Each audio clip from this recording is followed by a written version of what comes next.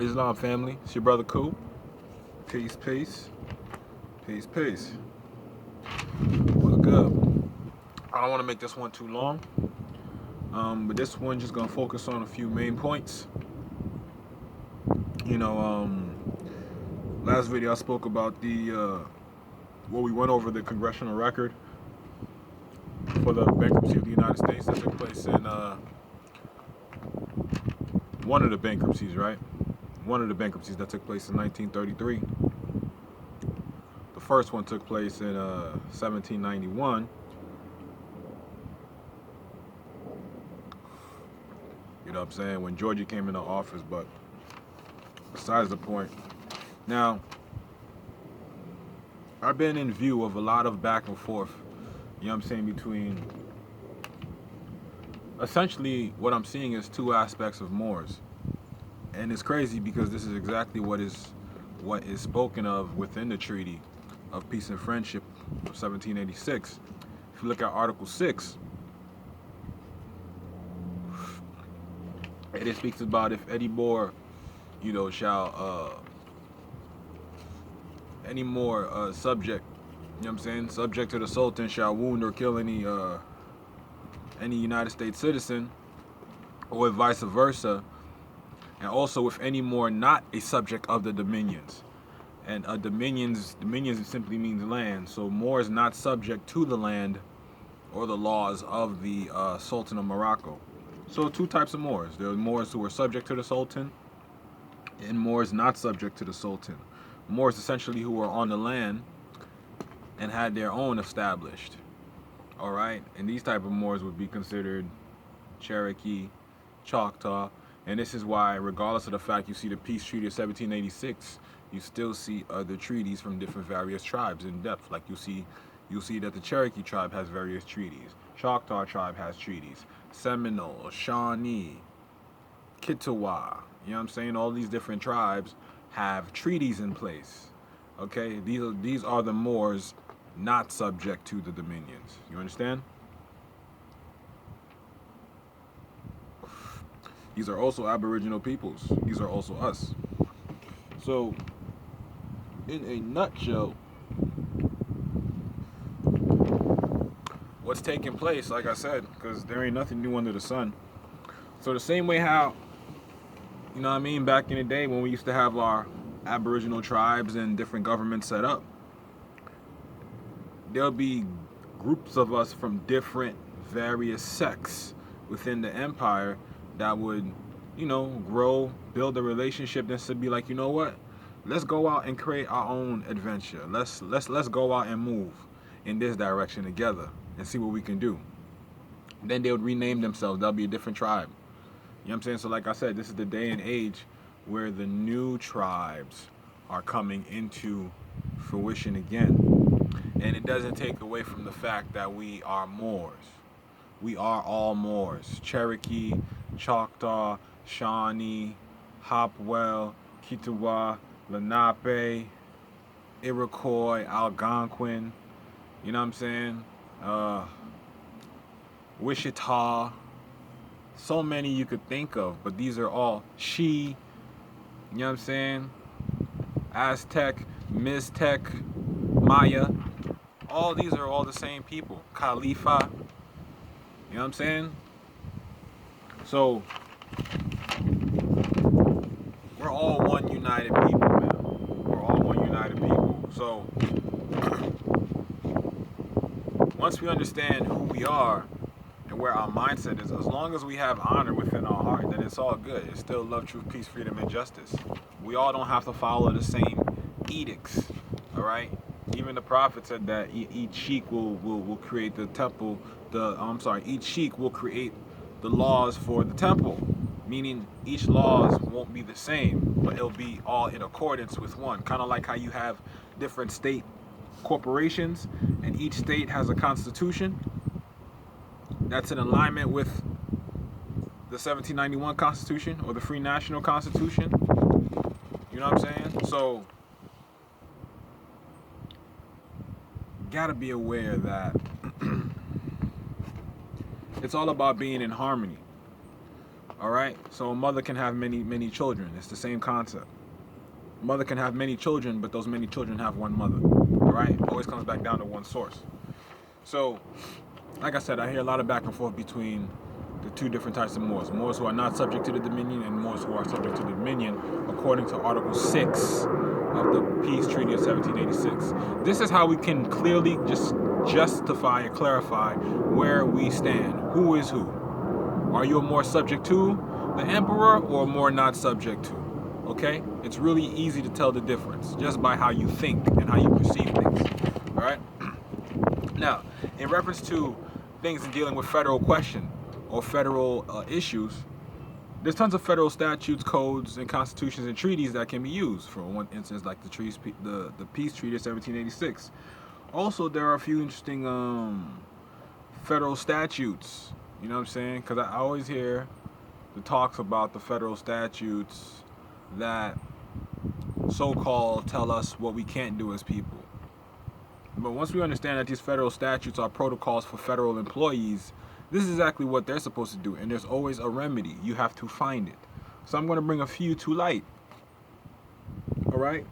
In reference to people who said that they have, and mind you, do your research and understand that anything you're going to do, you need a state. Meaning a people. You need a group of people to come together like a tribe, like a family. You know what I'm saying? You don't have no power standing by yourself. You don't have no power standing by yourself. Sovereignty is not in the individual. It's in people. It's in families. All right? USC Title 22, subsection 288, deals with international organization. What is an international organization? What constitutes an international organization is a public organization, you know what I'm saying, like a government, that the United States is a party to via treaty. Boop. What treaty could we possibly have where the United States is a party to? I wonder. Next one is USC 18247. Damage to religious property, obstruction of persons in the exercise of religious belief. Now, of course, we all know this is the age of knowing, not of belief. But understand that every nation of people use religion to secure and protect their property and their estate and their assets and accumulate wealth. This is what people do. This is what is being done with religion, not just praying or standing still. This is why I also reference Title 26, 508C1A, which is what an organic church is codified in federal statute. An organic church meaning it's of its own will. All right, it's literally created by God because God created it, meaning the God that dwells within all of us. All right, so if a group of people come together and decide to make a business, God created that business. You understand what I'm saying? So that's what that speaks to. 18247. All right, so now, once you understand that it's a church, and there's a church and state, the church meaning the private, and the state meaning the public, you know what I'm saying? And the citizens or the members of the church are considered religious people, and everything they do is an act of religion, right?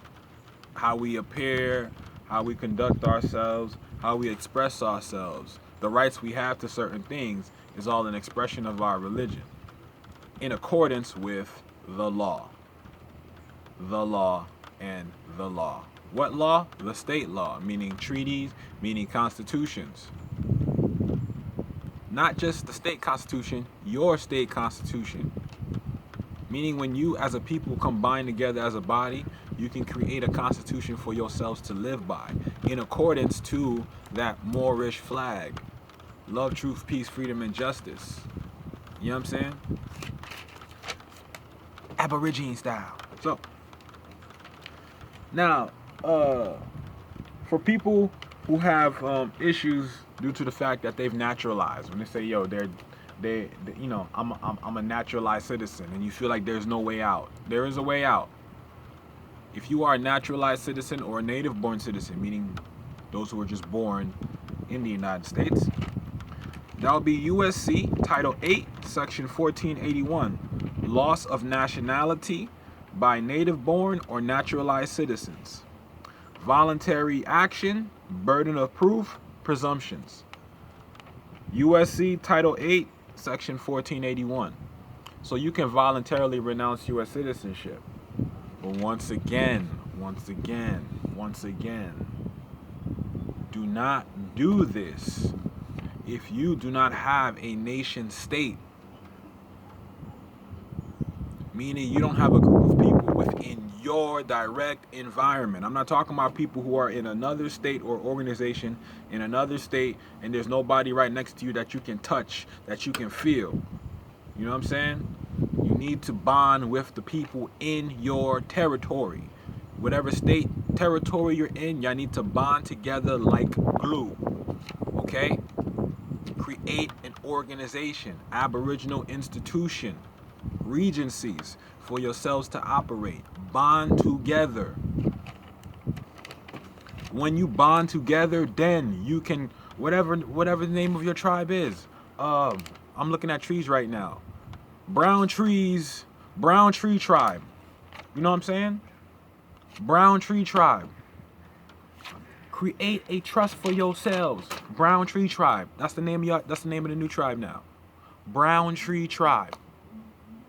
That's copyrighted, by the way. Brown tree tribe. You know what I'm saying? Brown tree tribe now can, guess what? Now we have brown tree tribe citizens. So now once I relinquish United States citizenship, I become a citizen of the brown tree tribe.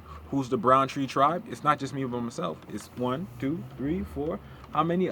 As much people in my area as possible as I can group. And then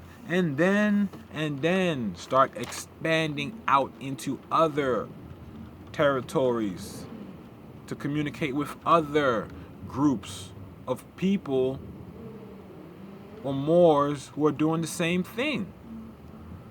That's how we progress. But don't do this if you don't have a nation state to reside in. Okay? Within your direct vicinity. I'm not talking about people, the only way you get in contact with them is through the phone. You need people you can touch. If you need people you can get in the car, or get in your vessel, or get on the public transportation to get to physically, right then and there. If you need something, if something happens, you need people who can get to you immediately. Okay? You got to be like a community. You got to live in communion. You got to live in communion. All right? Now, for Moors dealing with kidnappings and everything like that. USC Title 18, Section 1203, hostage taking. These are federal statutes. And then to nail on not to put the hammer on the nail, a lot of people may cause confusion in reference to what a U.S. citizen and a U.S. national. I'm going to tell you right now, there is no difference between a U.S. citizen and a U.S. national. They are one and the same. To be a U.S. citizen is to be a U.S. national, and to be a U.S. national is to be a U.S. citizen. So, yes, U.S. citizenship is a nationality. Title 8, USC, Section 1101. I repeat, Title 8, USC 8, 1101. I repeat, that's USC 8, 1101. And that title is dealing with aliens and nationality. All right. So I just wanted to be brief on that. Just a quick overview of some, you know what I'm saying? Some